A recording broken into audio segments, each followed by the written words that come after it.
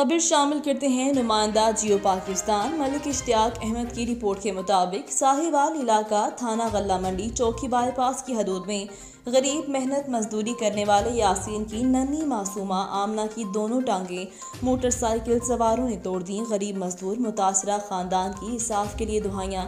तफसीलात के मुताबिक साहिवाल के नवाही गांव 131 नोएल का रिहायशी यासीन अपनी बीवी बच्चों को साथ लेकर मेहनत मजदूरी के लिए इलाका थाना गल्ला मंडी की हदूद चक नंबर 133 नोएल जा रहा था।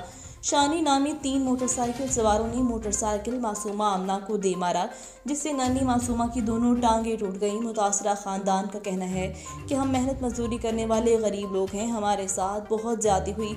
नन्ही मासूमा हमेशा के लिए माजूर हो गई है। बच्चे की टांगें तोड़ने वाले गुंडों के खिलाफ कार्रवाई अमल में लाई जाए और हमें इंसाफ दिया जाए।